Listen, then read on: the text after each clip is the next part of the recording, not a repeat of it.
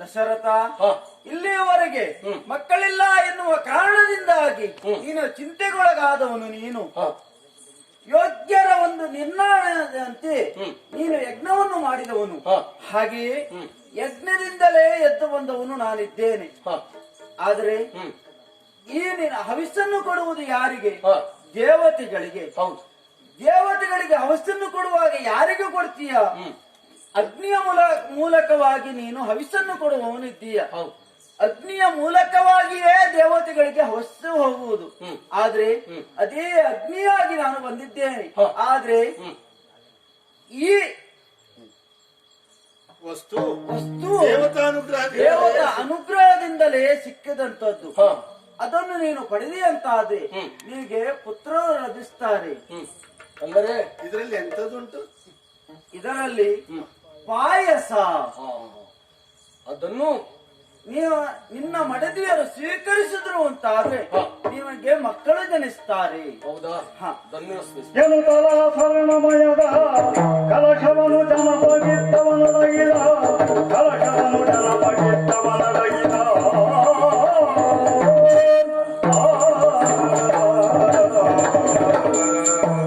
ಸ್ವಾಮಿ ವಸಿಷ್ಠರೇ, ಅರ್ಥ ಆಯ್ತಾ? ನೀವು ಹೇಳಿದ ಮಾತು ಪೂರ್ಣವೂ ಸತ್ಯವಾಯಿತು. ನಾನು ಸುಳ್ಳು ಹೇಳುವ ಅಭ್ಯಾಸ ಇಟ್ಕೊಳ್ಳೇ ಇಲ್ಲ. ಖಂಡಿತವಾಗಿ. ಹಾಗಾಗಿ ಇಷ್ಟು ಕಾಲ 2ನೇ ಜನ್ಮ ತಾಳಿ ಬಂದದ್ದು. ಮೊದಲು ಬ್ರಹ್ಮಮಾನಸ ಪುತ್ರನಾಗಿದ್ದೆ, ಆಮೇಲೆ ಮಿತ್ರಾವರುಣರ ದೆಸೆಯಿಂದಲಾಗಿ ಕುಂಭೋದ್ಭವನಾಗಿ ಬಂದೆ. ನಿಮ್ಮ ಮನೆತನ ಉದ್ಧಾರ ಮಾಡುವುದೇ ನನ್ನ ಉದ್ದೇಶ. ಆ ಯಜ್ಞ ಪುರುಷ ಹೇಳಿದ ಹಾಗೆ ನಿನ್ನ ಸತಿಯರಿಗೆ ಈ ಪಾಯಸವನ್ನು ಸಮವಾಗಿ ಹಂಚಿಕೊಡಬೇಕು ಅಲ್ವಾ?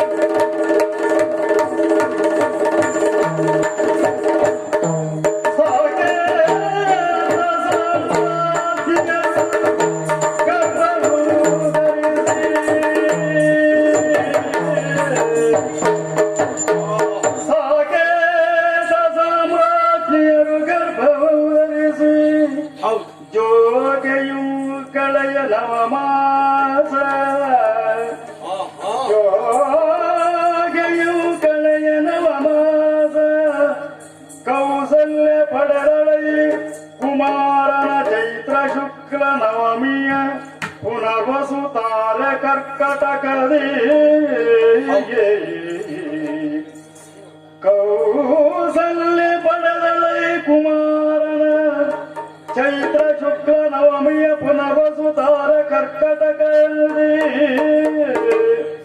ಕೈಗೆ ಪ್ರಸವಿಸೆ ಪುಷ್ಯ ನಕ್ಷತ್ರ ಮಶಲಗ್ನವಾಗುವರನಿಂಗೆ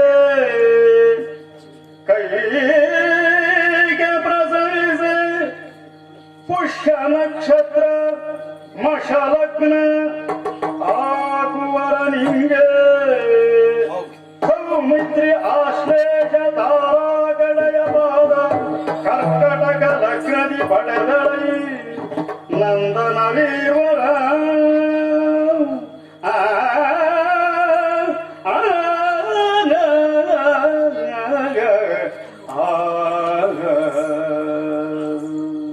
ವಶಿಷ್ಠರ ಸಲಹೆ ಹಾಗೆ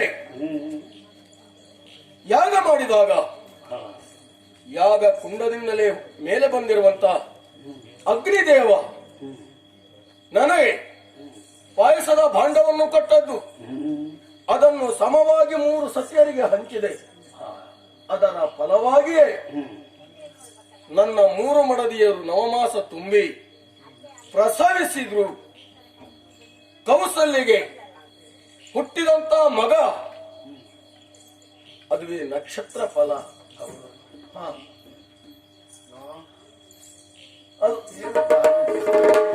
ಯೋಚಿಸ್ತಾ ಇದ್ದೇನೆ ಅಂತ ಹೇಳಿದ್ರೆ ನನ್ನ 3 ಮಂದಿ ಮಡದಿಯರು ಪ್ರಸವಿಸಿದ್ದಾರೆ. ಗೊತ್ತು. ಆ ಕಾಲ ಹೇಗೆ ಅವರ ಜಾತಕ ಬರೀಲಿಕ್ಕೆ ಬಂದದ್ದು ನಾನು ಅಲ್ವಾ? ಯೋಚನೆ ಮಾಡಬೇಡ. ಪುನರ್ವಸು ನಕ್ಷತ್ರದಲ್ಲಿ ಕೌಸಲ್ಯ ಹಿಡಿದಿದ್ದಾಳೆ. ಅವನಿಗೆ ಶ್ರೀರಾಮ ಅಂತ ಹೆಸರು.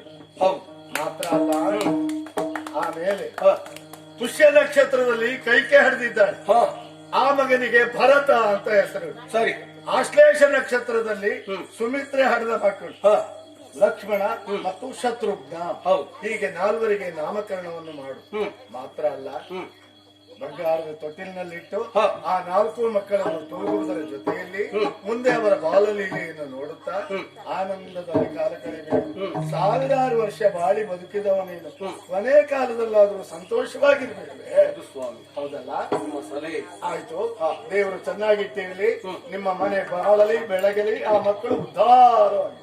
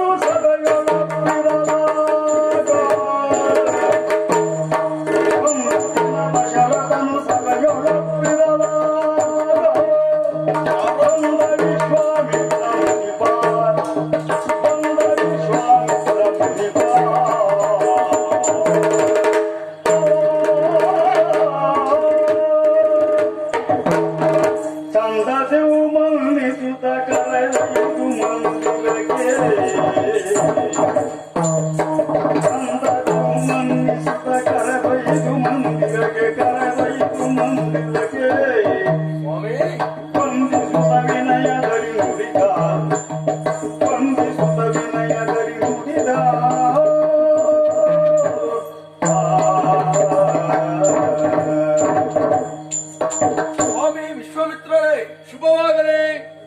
ನಿಮ್ಮ ಪಾದ ಸ್ಪರ್ಶದಿಂದ ನಮ್ಮ ಅರಮನೆಯ ಪಾವನ ಆಯ್ತು ಅಂತ ತಿಳ್ಕೊಂಡಿದ್ದೇನೆ. ನಿಮ್ಮನ್ನು ಕರೆತಂದು ಪೀಠದಲ್ಲಿ ಕುಳ್ಳಿರಿಸಿ ಯಥೋವತ್ತಾದಂತ ಉಪಚಾರವನ್ನು ನಿಮಗೆ ಮಾಡಿದ್ದೇನೆ. ಸ್ವಾಮಿ, ಇನ್ನು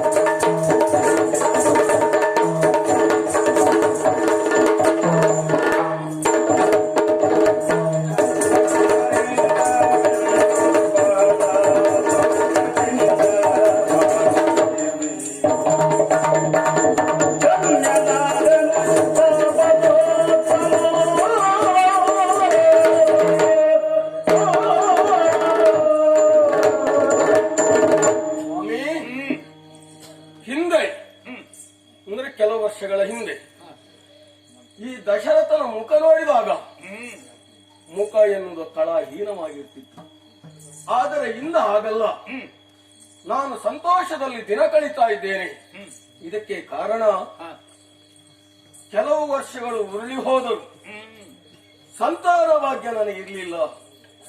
ಆಮೇಲೆ ಗುರುಗಳಾಗಿರುವಂತಹ ವಸಿಷ್ಠರ ಸಲಹೆಗೆ ಯಾಗವೊಂದನ್ನು ಮಾಡಿದೆ.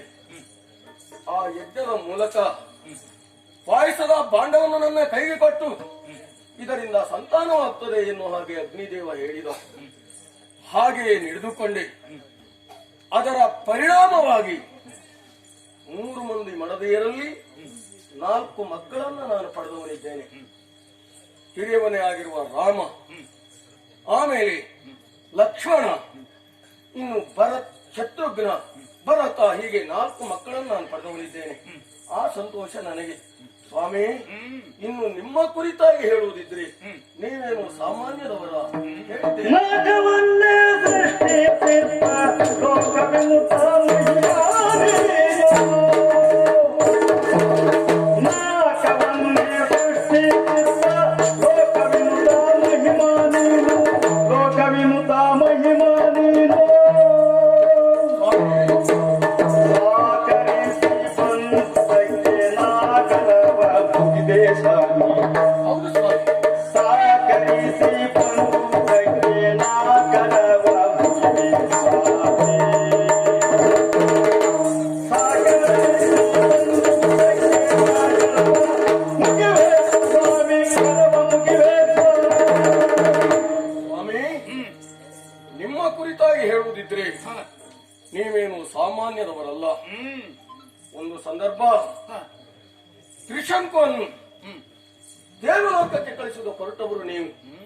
ಆದರೆ ದೇವಲೋಕದಲ್ಲಿ ಆದೇವೇಶ ಪೀಠವನ್ನು ಕೊಡದೆ ಅವನನ್ನ ತಳ್ಳಿದಾಗ ಅಲ್ಲೇ ಪ್ರತಿ ಸ್ವರ್ಗವನ್ನು ನಿರ್ಮಾಣ ಮಾಡಿದವರು ನೀವಿದ್ದೀರಿ ಅಲ್ವೇ? ಅಂತ ಮಹಾನ್ ಯೋಗ್ಯತೆ ಇರುವುದು ನೀವು. ಆದ್ರಿಂದ ಹೇಳಿದ್ದು ನಿಮ್ಮ ಪಾದಸ್ಪರ್ಶದಿಂದ ನನ್ನ ಮನೆ ಪಾವನವಾಯಿತು. ಸ್ವಾಮಿ ಈ ಕಡೆಗೆ ಬಂದಿದ್ದೀರಿ ಅಂತ ಆದ್ರೆ ಕಾರಣ ನನಗೆ ಗೊತ್ತಾಗ್ಲಿಲ್ಲ. ಏನು ಬಂದದ್ದು, ಏನು ವಿಶೇಷ? ರವಿಕುಲ ಮೌಳಿ ಮಾತಾ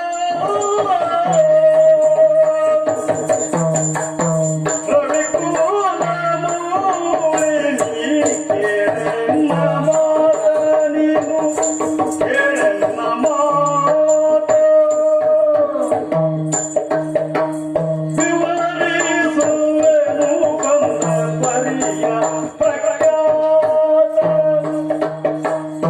ವಿವರಿಸುವೆನು ಬಂದ ಪರಿಯ ಪ್ರಖ್ಯಾತ.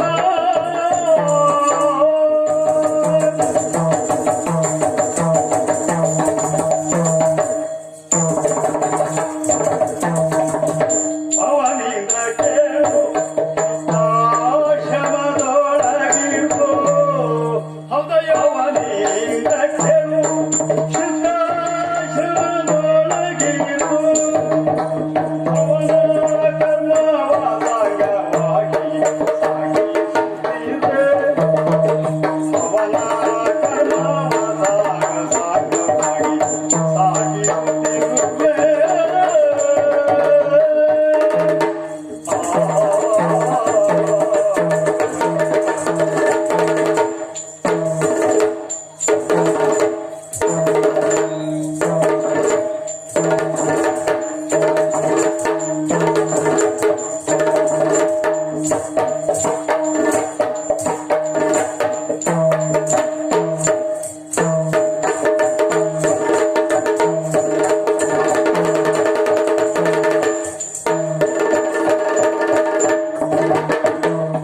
ಅವಗಡ ಒದಗಿಸಿಯ ರಕ್ಕಸಾರಲ್ಲ.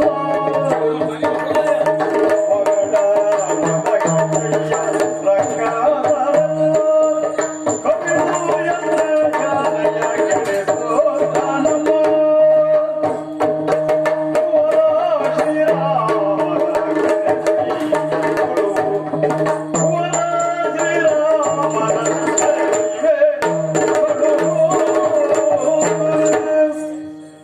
ದಶರಥ, ಸ್ವಾಮಿ ನನ್ನನ್ನು ಹಾಡಿ ಹೊಗಳಿದ್ದೆ ನೀನು.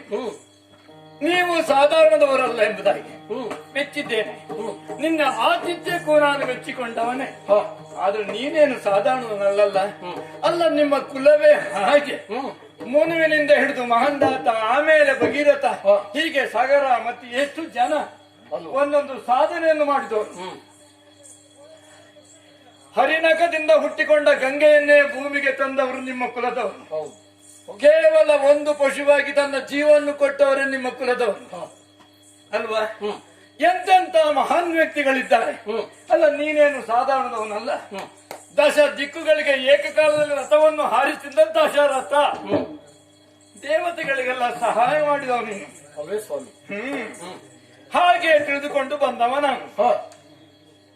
ಈ ರಾಜನಿಗೂ ಕಾಡಲ್ಲಿರುವ ಮುನಿಗಳಿಗೂ ಒಂದು ರೀತಿಯ ಅವಿನಾಭಾವಾದ ಸಂಬಂಧ ಇರ್ತದೆ. ಕಾಡಿನಿಂದ ನಾಡಿನವರೆಗೆ ಕಾಡು ಹಾಗೂ ನಾಡು ಎರಡೂ ಬೇಕಾಗ್ತದೆ. ಕೇವಲ ನಾಡಿದ್ರೆ ಆಗುದಿಲ್ಲ, ಅಲ್ಲ ಕಾಡಿದ್ರೂ ಆಗುದಿಲ್ಲ. ಕಾಡು ಅಗತ್ಯ ಬೇಕಾಗ್ತದೆ. ಹಾಗಾಗಿ ಕಾಡಿನಲ್ಲಿ ಇರುವವರು ನಾವು ಅನುದಿನವೂ ಲೋಕ ಕಲ್ಯಾಣಾರ್ಥವಾಗಿಯೇ ಯಜ್ಞ ಯಾಗಾದಿಗಳನ್ನು ಮಾಡುವುದು. ನಮಗಾಗಿ ಮಾಡುವುದು ನಾವಲ್ಲ. ನಮಗಾಗಿ ಮಾಡಿದ್ರು ಸಹ 6ನೇ 1 ಭಾಗ ರಾಜನಿಗೆ ಸಂದಾಯವಾಗ್ತದೆ. ಇದು ಶಾಸ್ತ್ರ ನಿಮಿತ್ತವಾದದ್ದು. ಹಾಗೆ ಯಜ್ಞ ಯಾಗಾದಿಗಳನ್ನು ಮಾಡುವ ನಾವು ಅನೇಕ ರೀತಿಯ ಉಪಚರಗಳು ನಮ್ಮ ಅಲ್ಲಿಂದ ಬರ್ತಾ ಇರ್ತದೆ, ಎಲ್ಲಿಂದಲೋ ಬರ್ತಾ ಇರ್ತದೆ. ಹಾಗೆ ನಾನು ಆಲೋಚನೆ ಮಾಡಿದೆ, ಲೋಕ ಕಲ್ಯಾಣಾರ್ಥವಾಗಿ ಮಹಾಯಾಗವನ್ನು ಮಾಡಬೇಕು ಅಂತ ಸಂಕಲ್ಪ ಮಾಡಿಕೊಂಡಿದ್ದೇನೆ.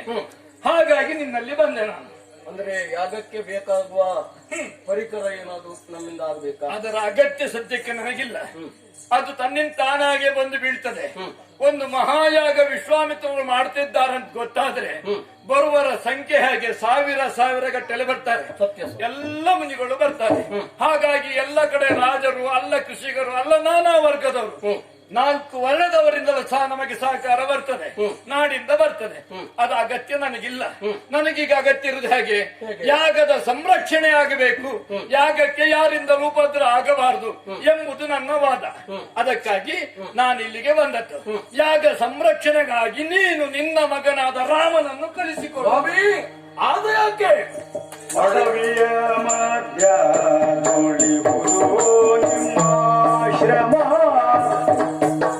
ಅಡವಿಯ ಮಧ್ಯದೊಳಿಹುದು ನಿಮ್ಮ ಶ್ರಮ, ಹುಡುಗರು ಬಂದು ರಕ್ಷಿಸಲಾರಯ್ಯ, ಹುಡುಗರು ಬಂದು ರಕ್ಷಿಸಲಾರಯ್ಯ,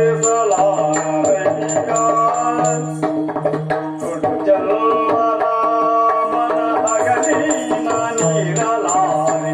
ಹೌದು ಸ್ವಾಮಿ, ಕೊಡು ಜಲ್ವರ ಮನ ಅಗಲಿ ನಾನಿರಲಾರೆ, ತಡೆಯಲಾರೆ ಮುಗಿದ ವ್ಯಥೆಯ, ಪಡೆಯಲಾರೆ ನಾನು ಕಿರಾದ ವ್ಯಥೆಯ.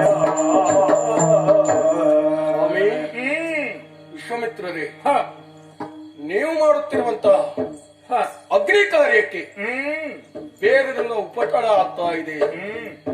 ಅದನ್ನು ನಿವಾರಿಸುವುದಕ್ಕಾಗಿ ನನ್ನಲ್ಲಿ ಕೇಳಲಿಕ್ಕೆ ಬಂದವರು ನೀವು. ಹೌದು.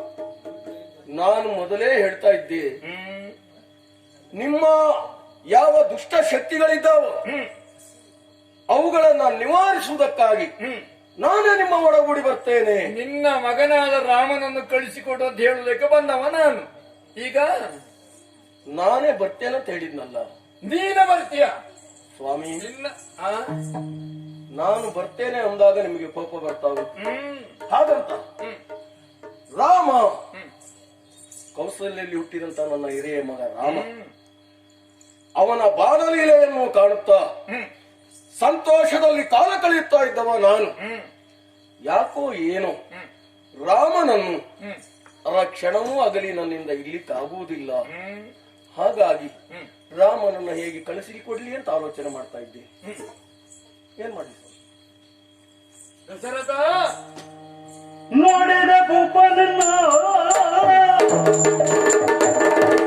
ನೋಡಿದ ಭೂಪನನ್ನ ವರ್ತನೆಯನ್ನು ನೋಡಿದ ದೇವತಾನೆ,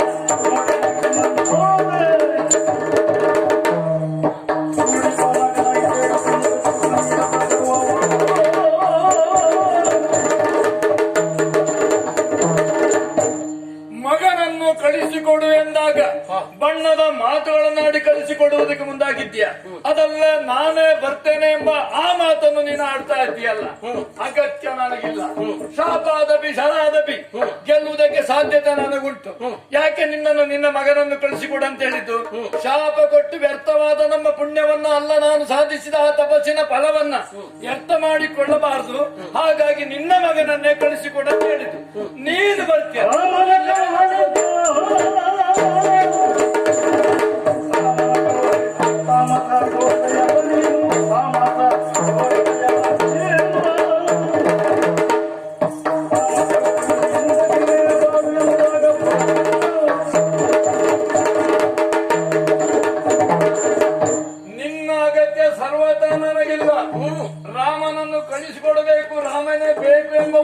ಊರಿನಿಂದ ಬಂದದ್ ನಾನು ಅವನಿಂದ ಯಾವುದೋ ಕಾರ್ಯವನ್ನು ಮಾಡಿಸಬೇಕೆಂಬ ಹೊರಟವ.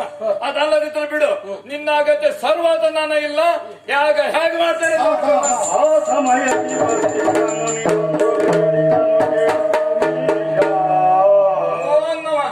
ದಶರಥ ಸ್ವಾಮಿ ಭೂಮೀಶ ಯೋಚಿಸಬೇಡ, ಸಾಗಿದು ಕೌಶಿಕದ ಹಿರಿಮೆಯನ್ನು ಗಣಿಸದೆ ಬೇಸರಿಸದಿ ನಿಂತು ರಾಮನ ಕಳುಹು, ರಾಮನ ಕಳುಹು.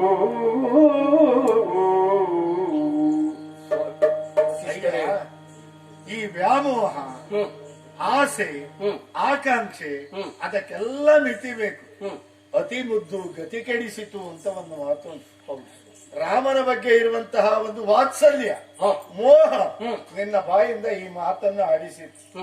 ಆದರೆ ಈ ವಿಶ್ವಾಮಿತ್ರರು ಅಂದ್ರೆ ಕುಶಿಕರಾಜನ ಮಗರಾಗಿದ್ದವರು, ಇವರ ವ್ಯಕ್ತಿತ್ವದ ಬಗ್ಗೆ ಸಂಕ್ಷಿಪ್ತ ಹೇಳಬೇಕಾ?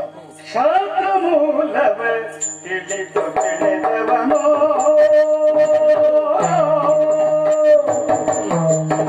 ಶಾಸ್ತ್ರ ಮೂಲವ ತಿಳಿದು ಬೆಳೆದವನು, ಬ್ರಹ್ಮರ್ಷಿ ಪದವಿಗೆ ಪಾತ್ರನೆನಿಸಿದ ಪರಮ ಸಾಧಕನು, ಬ್ರಹ್ಮರ್ಷಿ ಪದವಿಗೆ ಪಾತ್ರನೆನಿಸಿದ ಪರಮ ಸಾಧಕನು.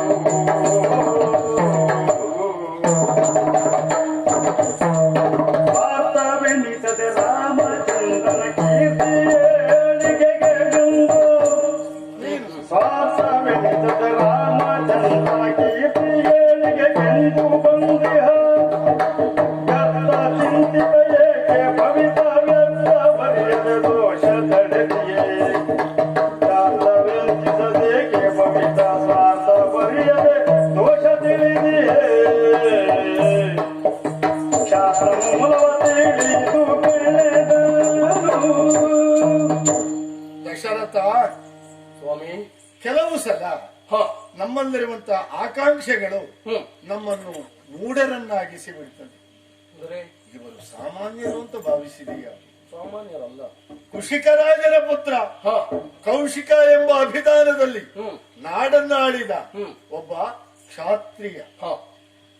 ಆಮೇಲೆ ಯಥಾರ್ಥ ಹೇಳ್ತೇನೆ, ಒಂದು ಕಾಲದಲ್ಲಿ ನಮ್ಮಿಬ್ಬರಿಗೂ ಸರಿ ಇರಲಿಲ್ಲ. ಈ ಆಕೆ ನನ್ನ ಬಗ್ಗೆ ದ್ವೇಷ, ನಮ್ಮಲ್ಲಿದ್ದಂತಹ ದೇನವನ್ನು ಕಂಡಾಗ ತನಗೆ ಕೊಡಬೇಕು ಅಂತ ಕೇಳಿದ ಕುಶಿಕರಾಜನಾಗಿದ್ದ ಪೂರ್ವಾಶ್ರಮದ ಕಥೆ, ಇವರ ಪೂರ್ವಾಶ್ರಮದ ಕಥೆ. ಸರಿ ಸ್ವಾಮಿ. ಈಗ ಅವರ ಹಿರಿತನ ಗುರುತನ ಒಪ್ಪಿದ್ದೇನೆ ನಾನು. ಆ ಕಾಲದಲ್ಲಿ ಕೊಡಲಿಕ್ಕೆ ಆಗುವುದಿಲ್ಲ ಎಂದಾಗ ಬಲಾತ್ಕಾರವಾಗಿ ಕೊಂಡು ಹೋಗುವುದಕ್ಕೆ ಯತ್ನಿಸಿದ ರಾಜ. ಅದು ಮೈ ಕೊಡವಿದಾಗ